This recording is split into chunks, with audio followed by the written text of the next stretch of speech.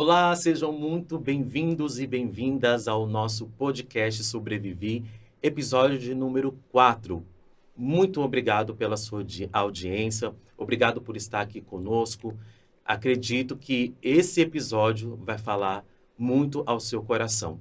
Mas antes da gente ir para a apresentação da nossa convidada dessa noite, gostaria de te pedir, se inscreva no nosso canal, ative o sininho para você receber todas as notificações, compartilhe essas histórias de superação com outras pessoas que eu creio que vai poder ajudar a melhorar muitas vidas. E para a gente começar e a gente não perder tempo, quero apresentar para vocês a nossa convidada dessa noite, a querida Marisa Duarte. Oi! Boa noite, gente. É um prazer estar aqui com vocês nessa noite, né? Muito grata por esse convite. E eu espero de verdade que um pouco da minha história, um pouco que eu vivi, venha trazer muita fé no teu coração. Estou muito feliz de estar aqui, Bruno. Obrigada pelo convite. Muito obrigado por ter aceito o nosso convite, por estar aqui conosco. E você tem aí muitos momentos de superação. E eu gostaria que você compartilhasse com a gente, falando um pouquinho dessa Marisa, né? Quem é a Marisa hoje, mas quem foi a Marisa lá atrás. Sobre a sua história, sobre os teus desafios, Sim, as suas dores, que foram muitas. verdade. E estamos aqui para poder te ouvir. Amém. Glória a Deus. Eu costumo dizer que a minha vida dá para escrever um livro, né? A gente sempre fala sobre isso, né? Eu passei por muitos momentos de superação, você sabe disso, né? Eu nasci, né, numa família que não me criou. Eu nasci em Fortaleza. Meus pais, quando eu tinha 3 meses, eles me deram para uma outra família, que também faz parte da minha família, que é muito complicado explicar. Digamos que eu fui criada pelo meu avô, com uma outra mulher que me adotou, que é minha mãe hoje, né? E quando eu nasci, a minha mãe tinha feito uma promessa para o meu avô, que se ela tivesse tido uma menina, ela ia dar. Porque ela já tinha um menino, o meu pai, né, meu avô, que é meu pai, queria o meu irmão. Mas a minha mãe, por ser homem, falou, não, se eu engravidar de uma menina, eu te dou. E assim foi, ela engravidou de mim e ela decidiu me dar quando eu tinha 3 meses, que é o que eu fiquei sabendo, né? E aí eu vim para essa família, né, que é a família que me criou. E a minha mãe, que me adotou, ela é esposa, né, do meu avô e não tem nada a ver com a minha família de sangue. E quando eu vim para essa família, muito bebezinha, eu não sabia muito, né, quando eu era criança. Aí eu lembro que minha mãe começava a falar que eu era adotada. E E quando eu como que foi para você quando você ficou sabendo disso? Qual o sentimento que você teve quando ela trouxe que você era adotada? Você já tinha ciência do que era ser uma filha adotada? Ou ainda para você era uma coisa muito ainda longe? não, como eu fui crescendo ouvindo, para mim se tornou algo muito natural. Talvez se eu descobrisse isso na adolescência seria um baque. Mas como eu cresci ouvindo que eu tinha uma outra mãe, que eu tinha uma outra família, meio que foi natural para mim. Só que quando chega na bendita da adolescência é complicado, né? E eu lembro que quando eu fui ficando mais velha, aí as coisas começaram a ficar um pouco mais complicadas. Porque começou os questionamentos. Eu comecei a perguntar por quê. Por que eu fui dada pela minha mãe? E eu tinha esses questionamentos. Por que que minha mãe me deu? Por que que ela não me quis? Porque ela teve 7 filhos, né? E só ela deu. Se ela criou 7, por que que ela não criou a mim também? E por mais que eu tivesse, assim, um acolhimento muito bom da parte da minha mãe, que me criou, eu me sentia rejeitada, né? Eu me sentia, assim, excluída. Então, isso para mim, sobre essa questão de eu saber, estava tranquilo. Mas o que me doía era o porquê. Eu queria entender por quê.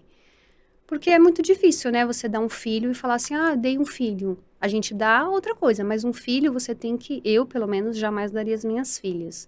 Não consigo nem imaginar uma coisa dessa.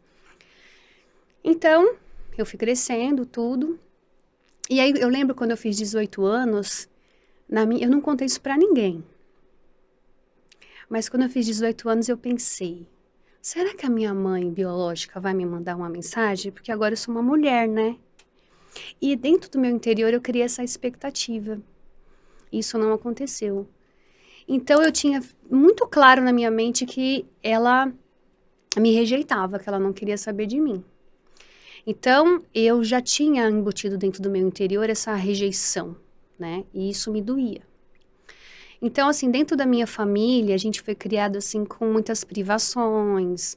O meu pai, né, que me criou, né, meu pai, né, ele era muito ignorante, não só comigo, mas ele era ignorante com todo mundo.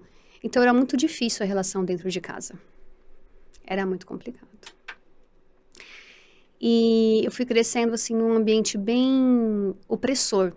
Meu pai era muito bravo, falava coisas terríveis para mim, falava coisas terríveis para minhas irmãs, para Priscila também, que foi criada junto comigo, né? Então, a gente vivia uma opressão. Então, quando eu cheguei na adolescência, foi muito pior, porque começou, dentro da minha casa, eu sofria tanto uma violência verbal, psicológica, e também eu vivi momentos de abusos, né? Não só eu, mas as minhas irmãs também viveram momentos de abusos. Por ser uma família muito complicada, eu achava que tudo aquilo ali era um pesadelo. Assim, por mais que as minhas irmãs falavam que elas também já tinham vivido isso, eu não imaginei que eu ia passar, né? Então, eu não vou trazer assim muito claramente, né, como que aconteceu essas coisas, porque nem dá pra gente estar falando sobre isso aqui agora, mas eu vivi muitos momentos de abusos psicológicos, abusos sexuais, e era muito complicado para mim. Eu estar dentro de um ambiente onde a gente não tinha amor, não tinha carinho. Eu tinha amor da minha mãe, né?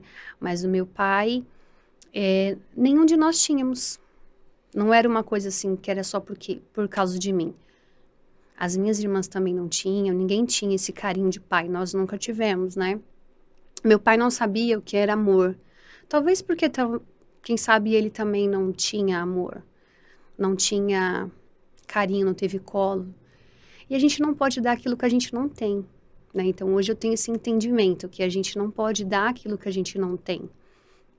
E ele não teve. E por isso ele se comportava também, não estou justificando o erro dele, Sim. mas hoje né, a gente já beirando aos 40 anos, a gente já começa a entender algumas coisas, se colocando no lugar do outro e percebendo que tem coisas que a gente faz porque a vida te ensinou daquele jeito, né? Então, dentro da nossa casa, a gente passou muita privação financeira. Então, a gente cresceu nesse ambiente de escassez. Eu lembro que meu pai, o que ele tinha mania de fazer? Ele arrumava uma confusãozinha e ele inventava de viajar. E às vezes ele levava a gente, levava eu e minha mãe, né? E um dia ele decidiu ir embora para Fortaleza. Nós morávamos aqui em São Paulo e a gente foi embora para Fortaleza. Eu tinha acho que 8 anos, se eu não me engano. E a gente foi morar na casa da minha tia. Não deu muito certo, porque meu tio ele era muito ignorante. E meu pai decidiu alugar uma casa pra gente. Só que só ele tinha aposentadoria. Minha mãe não tinha, eu só tinha 8 anos. Então, a gente passou muita privação. E eu lembro que uma vez eu acordei de manhã com fome, e a minha irmã também foi, a Luzia. E eu falei, mãe, eu tô com fome. E não tinha nada pra comer. E ela falou assim, deixa eu ver. Aí ela me deu eu não suporto rapadura. Os meus amigos falam que eu sou uma cearense falsificada. Acho que talvez seja por isso. E ela me deu um pedaço de rapadura. E eu tenho pressão baixa. E na hora que eu coloquei a rapadura na boca, logo depois eu desmaiei. E quando eu desmaiei, eu escutava os gritos dela, sabe? E aí eu lembro do meu pai indo comprar alguma coisa pra gente comer. Ele trouxe pão, trouxe leite, mas ele não comprou, porque ele não tinha dinheiro. Ele pediu fiado, né, na mercearia do lado. Que inclusive o dono da mercearia, ele era dono da casa que nós estávamos morando. E essas coisas, assim, ficaram muito marcadas na minha vida, assim, dessas escassez. Eu lembro também uma vez que a minha mãe falou assim, Marisa, vai lá na venda e pede pão e leite num outro dia. E eu fui. E quando eu cheguei, eu falei pro moço, olha, minha mãe tá pedindo pão e leite, quando meu pai receber, ele paga. Pão e leite não, pão e manteiga. Aí ele falou assim, leva só a manteiga. E me deu a manteiga. E eu, na minha inocência, levei a manteiga. Quando eu cheguei, minha mãe falou assim, por que você trouxe a manteiga ao invés do pão? Devolve. A gente vai comer a manteiga com o quê? Aí eu peguei a manteiga e levei na venda de volta, né? No mercadinho. E eu fiquei com vergonha de devolver. Então, como a vendinha era assim, de comprido, eu peguei a manteiga e pá! Bati na mesa para ele ver que eu tava devolvendo. E eu saí correndo. E ali eu entrei para dentro de casa e a gente passou o dia, né, com fome. Então a gente passava muita privação, a gente passava muita humilhação. E quando a gente volta para São Paulo, e eu começo, isso quando eu era menor, e eu começo a entrar na fase da adolescência, que começa mais essas questões dos abusos que eu vivi, que eu tive que me submeter a algumas coisas que mexeu muito com a minha alma, onde acabou refletindo muito no começo do meu casamento, onde eu tive que passar por um processo de cura e libertação de alma muito grande para que eu pudesse conseguir me relacionar com meu marido, devido a vários traumas que eu vivi e de muitas situações que eu não cheguei a comentar com ninguém, né? Porque são coisas muito profundas e que às vezes você nem comenta com o outro para que o outro não fique com raiva das pessoas da sua família, Uhum. né? Porque, querendo ou não, você tá ali dentro do seu ambiente familiar, né? Então, foi um período muito difícil. E chegou um tempo onde meu pai, ele começou a querer me tratar assim como se eu fosse a esposa dele, digamos assim. E era muito complicado essa situação, porque minha mãe, ela não sabia, né? Pelo menos eu nunca contei para ela das coisas que a gente enfrentava em casa, né? E por mais que as minhas irmãs outrora já tinham passado por situações parecidas, né?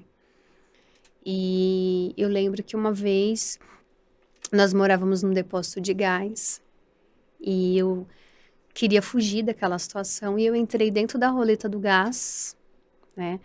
Entrei dentro da roleta e eu tirei o pino e rodei a roleta e fugi. E eu fugi de casa. E eu fui morar com a minha irmã lá no Rio Pequeno, com a minha irmã Leni, fiquei um tempo lá. Depois eu voltei, fui morar com a minha irmã Helena. E aí, quando eu voltei, que eu fui morar com a minha irmã Helena, eu já tinha passado inúmeras situações. E um belo dia, minha irmã falou assim, o papai tá aí. Aí eu falei, ai, não quero receber ele. E eu me tranquei no quarto. Ó, desculpa. Emociona. E a minha irmã falou assim, Marisa, recebe ele. E eu tinha muita mágoa do meu pai. Por tudo que eu vivi. Não só pelo meu pai, mas por toda a estrutura familiar que eu tinha. Dentro da minha casa, eu escutava às vezes as pessoas falarem mas ela não é filha. Né? Não todos, né? Graças a Deus, não todos. Mas às vezes eu escutava. E assim, para quem fala, esquece, né? Mas pra gente que viveu a situação, fica, né? Hoje, assim, eu tô chorando de emoção, mas eu não vivo debaixo de mágoa, sabe? Eu já perdoei todos, graças a Deus por isso. Mas foi muito difícil. Quando a minha irmã falou assim, papai tá lá embaixo, É porque a gente vê, você já vem de uma história de rejeição e abandono pela sua mãe biológica, e a gente sabe que não é fácil, né, sim, passar por um processo de adoção. Eu tive uma experiência que eu trabalhei uma época em um abrigo, né, por 2 anos, e ali eu atendi crianças que estavam ali para adoção, e não é fácil. não, Não é fácil conviver, né, e você de perto ver o que eles sentem, o que as emoções e o que fica guardado dentro do coração de cada um não é fácil. E aí você já carregava essa história de dor, de abandono, de rejeição, de não entender, e aí vai para um lugar onde, de certa forma, te acolhem, mas te acolhem para te ferir de novo, para violar os teus direitos. E essa parte de falar de abuso sexual precisa ser dito, né? Nem todas as pessoas conseguem fazer isso e tudo bem. Mas para as pessoas que trazem essa história, a gente sabe que hoje tem acontecido muito com muitas crianças, com muitas meninas, com muitos meninos, e principalmente dentro do seio familiar, e isso precisa ser denunciado. A gente precisa saber que isso não é normal, não, não não é é. normal, independente de quem venha, isso precisa ser denunciado. Independente de quem está fazendo isso, se é o pai, se é tio, se é o vizinho, se é a mãe, se, enfim, quem é que está fazendo, isso precisa ser denunciado. E aquela pessoa que era ali para te acolher, te proteger, acabava te violentando. E, mais uma vez, te levando para um lugar de dor, para um lugar de não compreensão. É muito complicado e talvez muitas pessoas que estão assistindo agora estão passando por isso ou passaram por isso, né? E vão entender exatamente o que é passar por um abuso sexual e que é importante, né? Que busque ajuda, Sim, que busque terapia, que haja denúncia, né? E você que tem um filho, né? Eu quero até abrir um parênteses. Você que tem um filho, cuide do seu filho, cuide da sua filha, esteja atento a tudo e a todos, porque o caso de abuso sexual tem acontecido de uma maneira muito agressiva e nós não podemos nos fechar os nossos olhos para isso. Esteja atento, você é o maior protetor e protetora da tua filha, do teu filho. Esteja atento a tudo e a todo, em qualquer situação, busque ajuda e denuncie, porque isso precisa acontecer. E aí você encontra com teu pai sim. e E aí a minha irmã falou assim, o papai tá lá embaixo, né? Isso daí não é nem um terço de todas as coisas que eu vivi dentro de casa, não somente com meu pai, mas também no seio familiar, né? Com irmãos, irmãs, né? E foi bem, bem difícil, né? E aí ela fala pra mim, ele tá lá embaixo, e eu me tranquei no quarto. Falei, não, não vou recebê-lo, e ela recebe ele. Porque o meu pai, ele era muito orgulhoso. Então, para ele ter ido até mim é porque algo já tinha acontecido dentro dele. E ele entrou no quarto e ele falou assim: ele já sentou na cama e a única coisa que ele disse foi: me perdoa. Ele não conseguiu dizer absolutamente mais nada. E aí ele falou assim: volta para casa, porque eu fugi de casa, aí eu fui morar com a minha irmã, né? Morei com a minha irmã no Rio Pequeno. Depois eu fui morar com a minha irmã Helena. E depois eu morei com a minha prima Célia, que amo de paixão. Ela é uma pessoa extraordinária. E então foram momentos assim onde eu vivia jogada assim, né? Ia para um lado, ia para o outro, aquela confusão toda. E acabou que ele falou: "Volta para casa". Quando ele falou para me voltar para casa, eu dei essa oportunidade, eu voltei. Mas eu falei para ele: "Olha, eu vou voltar. Só que agora eu sou uma mulher, né? Eu vou fazer 18 anos. Eu não lembro se eu tinha 18 já, acho que eu já tinha 18 já. E nunca mais ninguém vai impor a mão em mim, né?" E ele falou: "Me perdoa". E aí eu perdoei meu pai ali. Naquele momento eu perdoei meu pai. E eu voltei para casa, né? E depois, quando eu voltei para casa, todas essas situações, né, de que eu vivia ali se cessaram. Não aconteceu mais. E foi quando eu comecei a ter paz, né, aos 18 anos de idade. Mas eu me lembro que essas situações aconteceram, começou, né, aos 9 anos de idade, né? E eu vivi isso não só com meu pai, mas com outras pessoas da minha casa também. E nesse período você até tentou tirar sua própria vida, né? Diante de tudo isso que você foi passando, de dores, sem conseguir falar com ninguém, sem poder pedir ajuda, chegou um momento que você quis acabar com a sua vida. Foi uma vez que eu estava sendo muito oprimida dentro de casa e eu tenho uma irmã que eu chamo ela de madrinha, que para mim ela é como uma mãe para mim, assim, eu amo demais. E eu gostava muito de ir para casa dela, eu acho que eu ir para casa dela era um refúgio para mim. E eu pedi para ele deixar eu ir. Aí ele falou: você não vai. Você não vai. E começou a me oprimir. E foi aqueles momentos que a gente não tá nada bem. Cansada por tudo que eu já estava vivendo, né? Que eu não...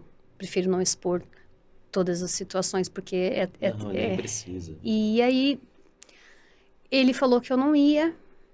E aí eu tava muito surtada aquele dia.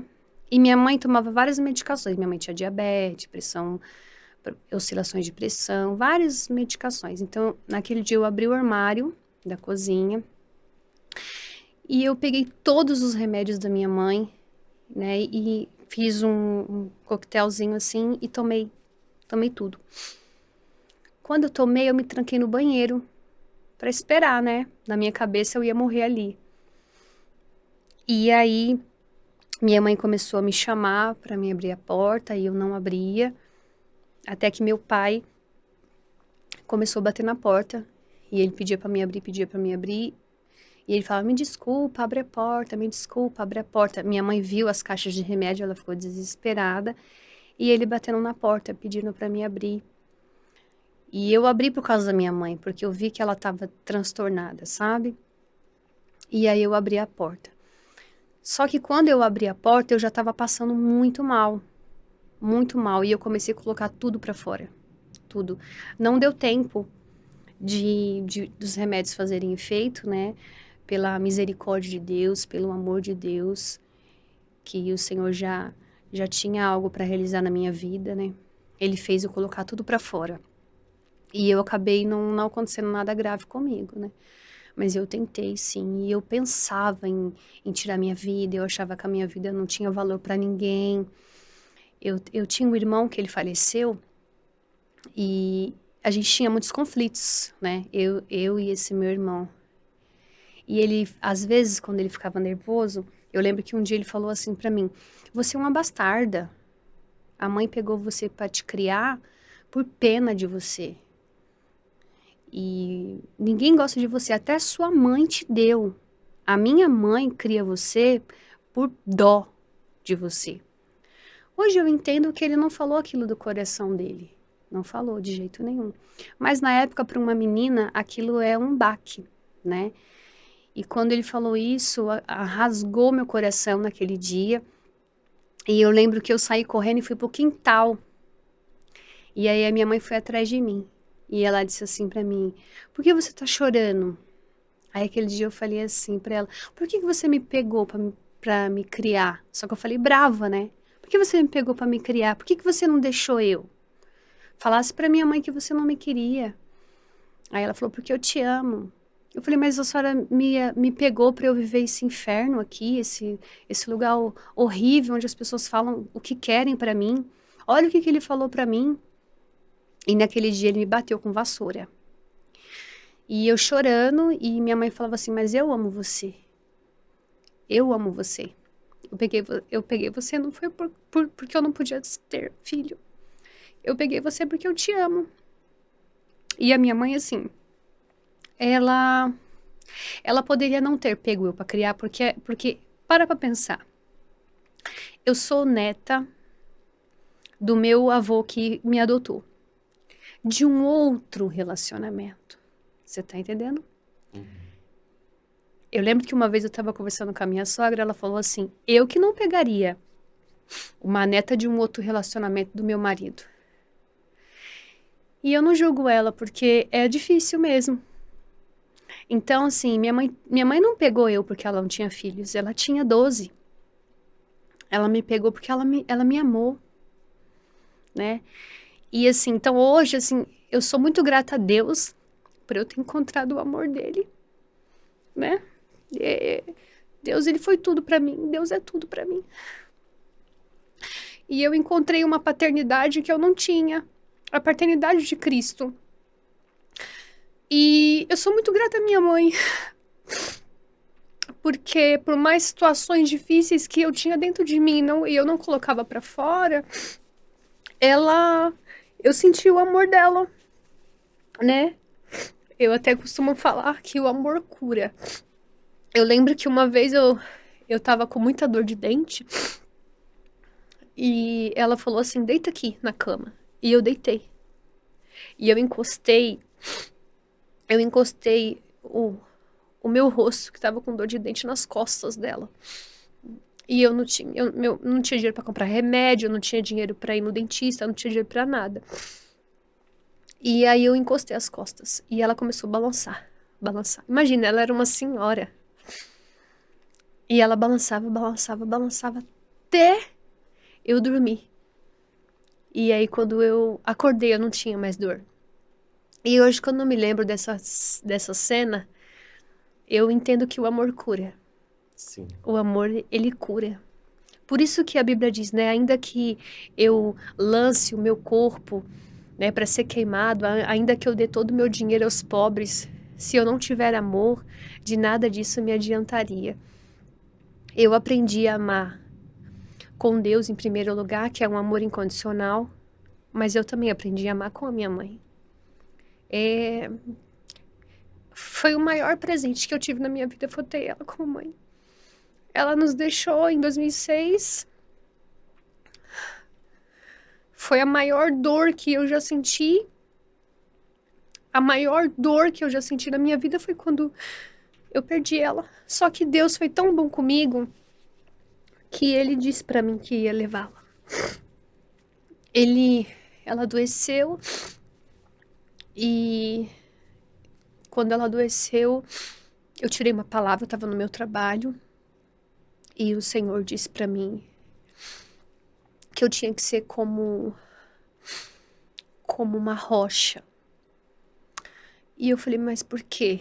Né? Quando Deus fala que a gente tem que ser como uma rocha, é porque a gente tem que aguentar alguma coisa, né?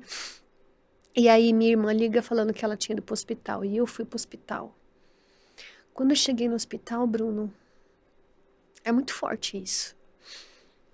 Hospital São Paulo, eu lembro que era numa sexta-feira, por volta de umas 5 horas da tarde.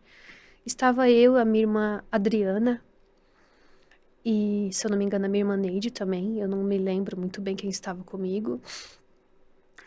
E nós estávamos em frente ao Hospital São Paulo. E aí, de repente, eu escutei Deus falar, filha, e eu parei. Quando eu parei, eu vi os carros passando, mas parecia que tudo tinha congelado. E aí o Senhor começou a falar comigo, posso levar a sua mãe? E eu falei, o quê? E aí Deus falou assim comigo, posso levar a sua mãe? Eu falei, por que, Deus? E aí o Senhor disse assim, porque se eu levá-la agora, vocês estarão juntas para sempre na eternidade. E eu falei, então o Senhor conforta meu coração, porque senão eu não aguento. E ele disse para mim, um dia vocês estarão juntas na eternidade. Isso era por volta de umas 5 horas da tarde, numa sexta-feira. E aquilo ficou no meu coração, mas eu ainda fiquei com a esperança de ser coisa da minha cabeça. E aí eu fui para casa da minha irmã Adriana, que também é o amor da minha vida também. Eu amo todas as minhas irmãs, graças a Deus. E aí eu fui para casa dela e no dia seguinte, no sábado, logo cedo, a minha irmã mais velha a minha irmã Neide liga falando que mamãe tinha falecido. E eu só escutava os gritos da minha irmã. Porque a minha irmã Adriana era muito apegada à minha mãe. Extremamente apegada à minha mãe. E ela gritava altíssimo. E eu já sabia que Deus tinha levado ela. Então foi a maior dor que eu já senti na vida. Foi perder minha mãe, foi viver esses momentos de abuso, de abandono.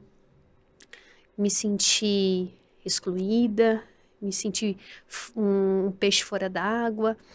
Então, todas essas situações eu vivi, mas sobre todas essas coisas, eu olho para tudo isso e mesmo assim eu ainda me sinto privilegiada. Porque Deus ele me trouxe para um lugar que por mais lutas e dificuldades que eu vivi, eu conheci o amor de Cristo, eu conheci a minha mãe, né? E por mais disfuncional que a minha família fosse naquela época, eu os amo. Eu amo cada um deles. Eu liberei perdão para todos aqueles que em algum momento me feriram. Às vezes acontecia deles falar coisas para mim que me feria, mas eles nem sabiam que eles estavam me ferindo. Porque antigamente era tudo muito bruto, né? As pessoas, às vezes, elas falavam umas coisas que vinham na cabeça, às vezes não se preocupava com o sentimento da criança, do adolescente, né? Hoje não, hoje a gente se preocupa um pouco mais do que a gente vai falar para os nossos filhos, né? Mas naquela época não. Então eu ouvia coisas, né? Às vezes até mesmo ao meu respeito, de exclusão, e aquilo me doía muito. Mas quando eu vim para Jesus, tudo isso ficou para trás. O meu pai eu perdoei antes de eu me converter. Eu perdoei o meu pai naquele dia, na casa da minha irmã Helena, quando ele sentou e disse, me perdoa. E ele me pediu perdão de novo, antes dele falecer, quando ele já tinha mais de 90 anos, e ele estava na casa da madrinha, e eu fui conversar com ele, falei de Jesus para ele, e meu pai, ele era muito durão. É um paraibano bravo, que não se dobrava a nada.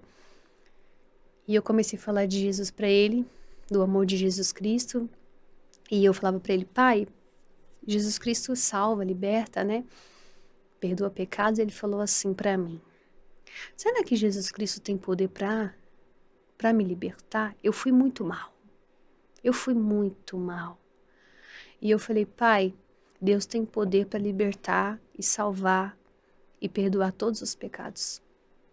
O senhor crê? Ele falou, eu creio. Falei, aí eu fui orar com ele. E eu falava, repete comigo. E ele começou a repetir. E meu pai, muito durão. E eu lembro que no momento da oração eu falava assim, Senhor Jesus, e ele repetia, Senhor Jesus. E de repente ele ficou com a voz embargada e ele começou a chorar. E eu lembro que ele falava assim, perdoa os meus... E ele começou a chorar. Perdoa os meus pecados. E ele começou a chorar. E ali eu vi que o Espírito Santo entrou mesmo na sua alma, tocou o coração dele. E todas as vezes que eu ia na casa da madrinha, que ele morava com a minha irmã, eu falava de Jesus para ele, e eu falava para ele, pai, quem é o Salvador? E ele falava, é Jesus. Eu amei meu pai, Bruno. Eu amo meu pai. Eu amo de verdade o meu pai. Eu amo meu pai, eu amo os meus irmãos. Tudo que eu vivi ficou para trás. De verdade, Deus é muito, muito testemunha disso, sabe? Eu sou muito grata a Deus por ter me colocado nessa família. E por mais que eu me questionava por que eu fui, né, abandonada, eu sabia que Deus, ele tinha um propósito. E ele fez a reconciliação dele. E em 2017, se eu não me engano, eu fui para um encontro com Deus. E quando eu voltei do encontro, Deus falou assim para mim, eu tenho um presente para te dar. Eu falei, presente? O que será? Aí falou, daqui a 3 dias você vai ver o que é. Deus falou comigo no meu espírito e eu não comentei com ninguém.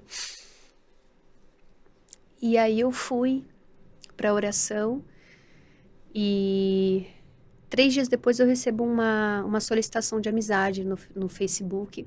E quando eu olhei, eu falei, nossa, essa mulher aqui parece comigo, né? Aí eu fui ver a minha irmã de sangue.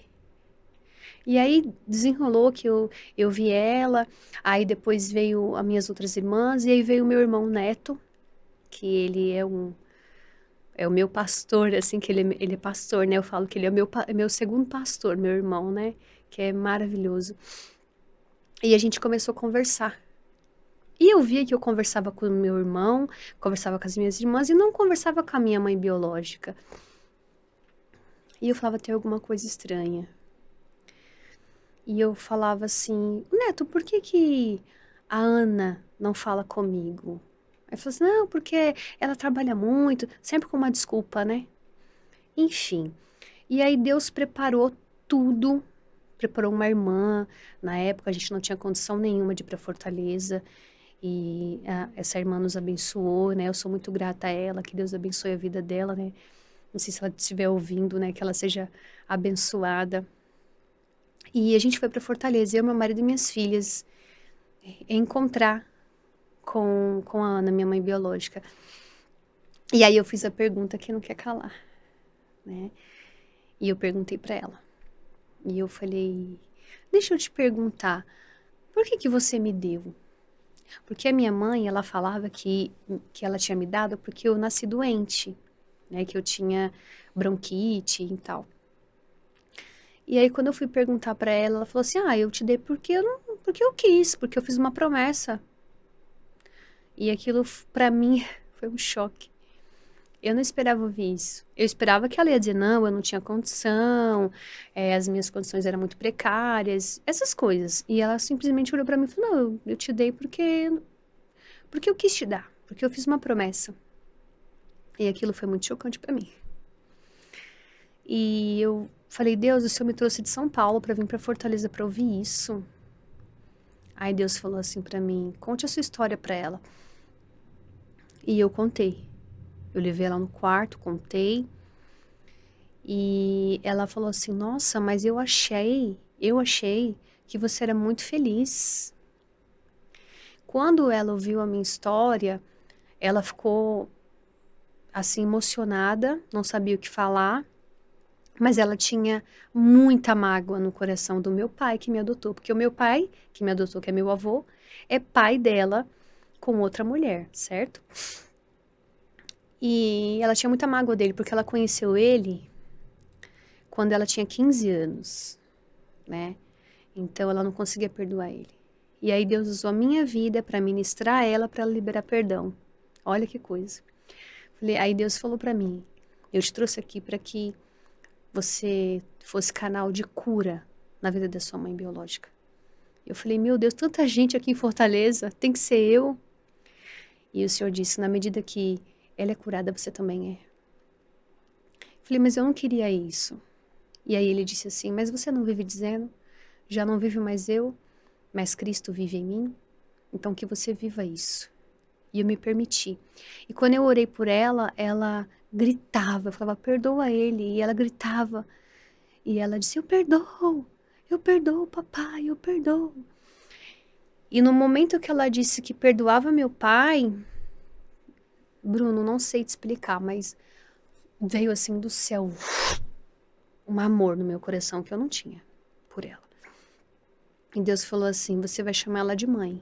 Falei, meu Deus, aí Deus já tá querendo demais, porque como que eu vou chamar ela de mãe, né? Não tem, nem conheço. E eu falei, olha, Deus está dizendo que é para me te chamar de mãe. Tenha paciência comigo, porque é uma construção. E ela disse, não, minha filha, fica em paz.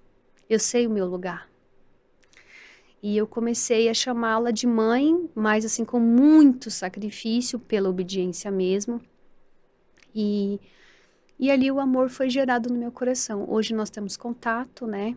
Ela me liga, eu ligo para ela, eu chamo ela de mãe hoje, né? É claro que o sentimento que eu tenho por ela não se iguala ao sentimento que eu tenho pela minha mãe que me criou, mas o amor que eu gerei, que Deus gerou no meu coração pela vida dela é imensurável, né?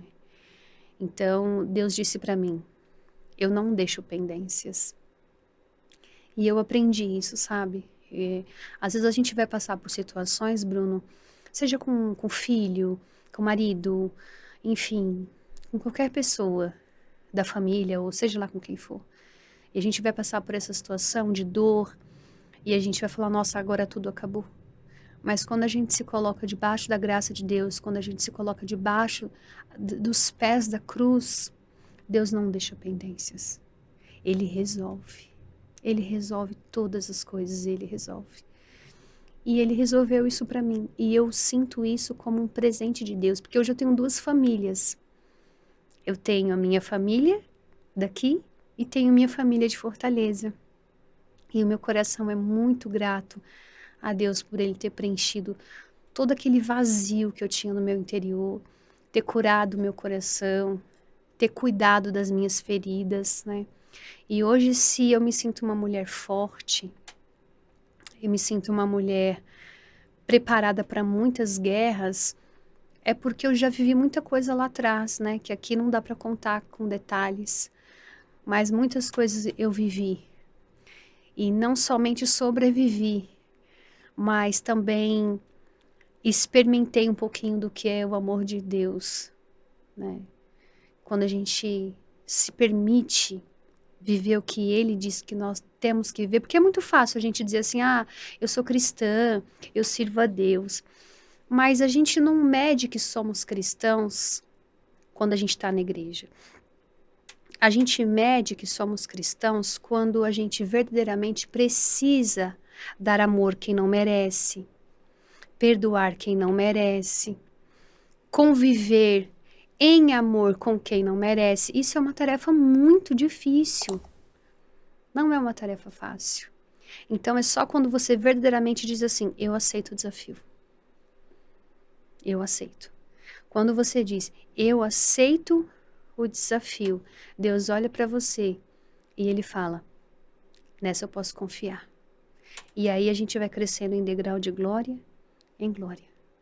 Às vezes a gente quer estar aqui, mas a gente não está preparado para passar pelos processos para estar aqui.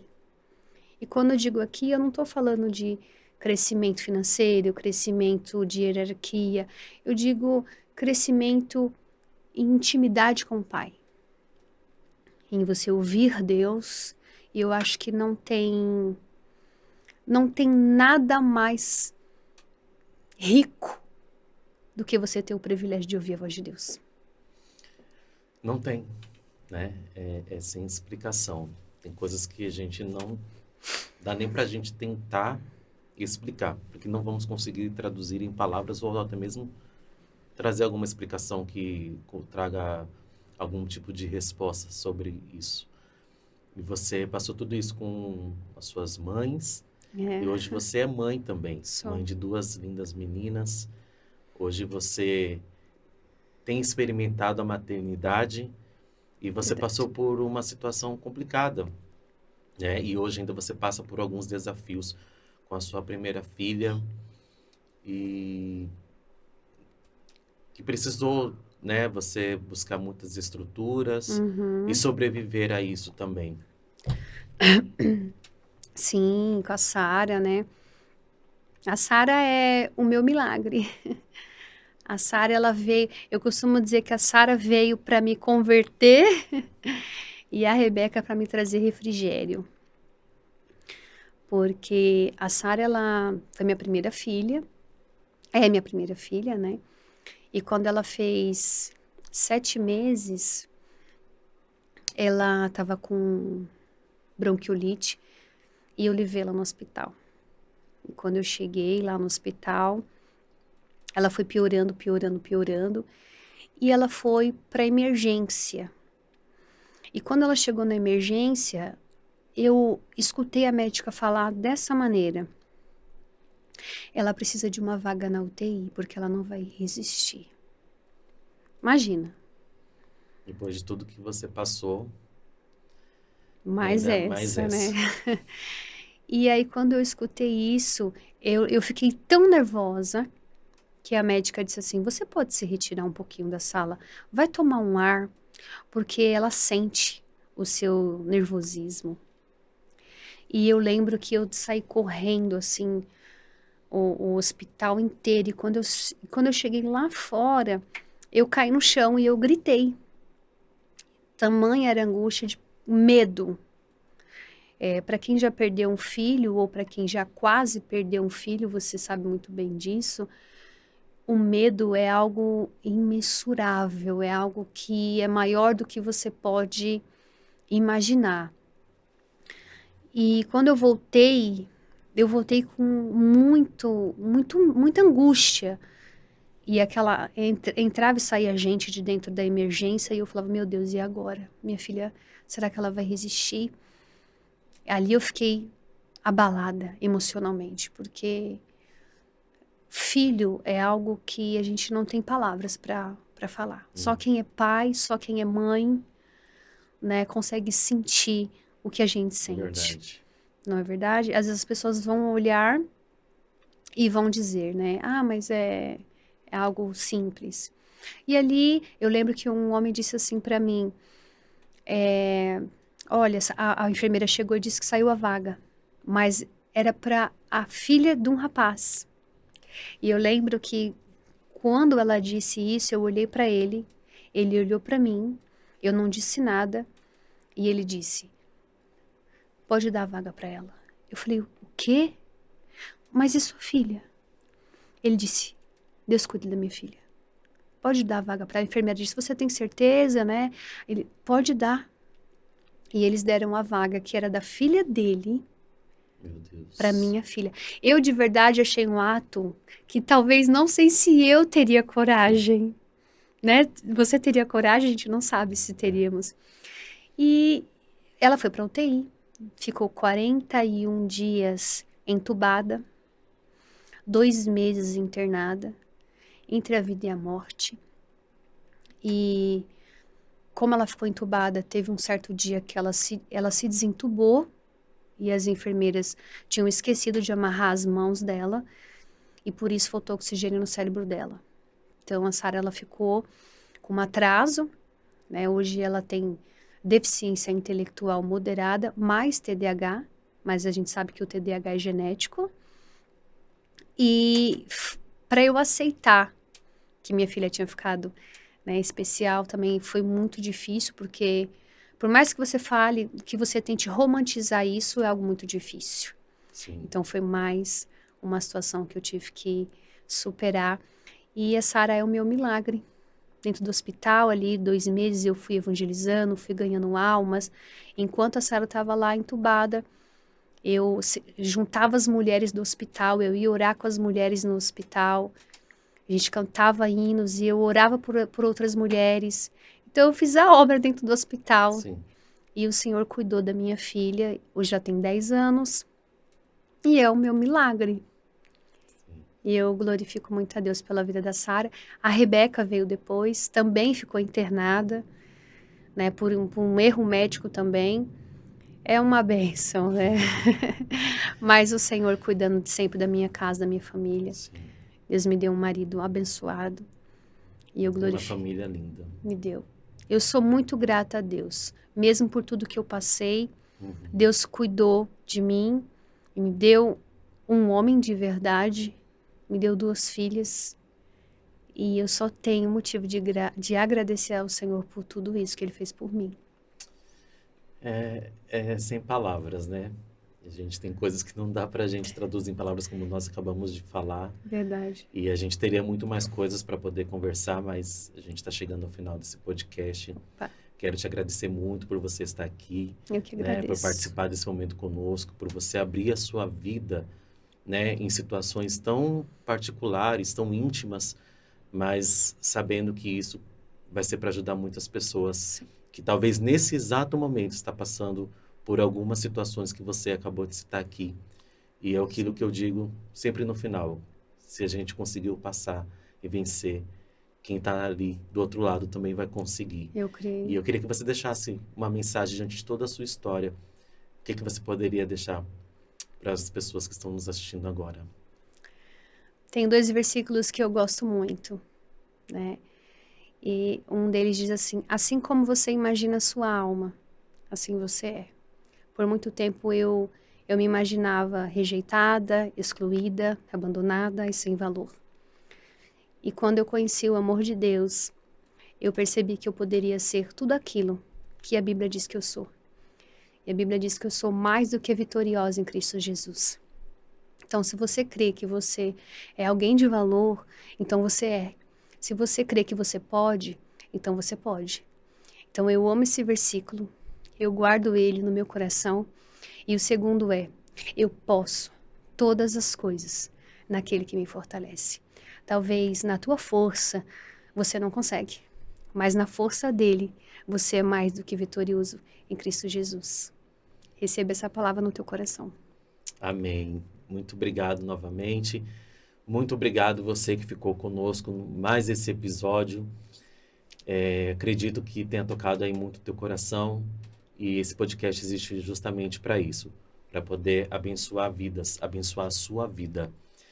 Continue conosco, continue acompanhando o podcast Sobrevivi, compartilhe, nos ajude a fazer esse canal crescer para que muitas pessoas tenham acesso a todas essas histórias. E coloca aqui também nos comentários a tua história, compartilha com a gente. E se talvez você está passando por algo que está sendo muito difícil, se você quiser compartilhar, a gente está aqui também para poder te ajudar. Que Deus te abençoe, muito obrigado, um abraço e até o próximo podcast Sobrevivi.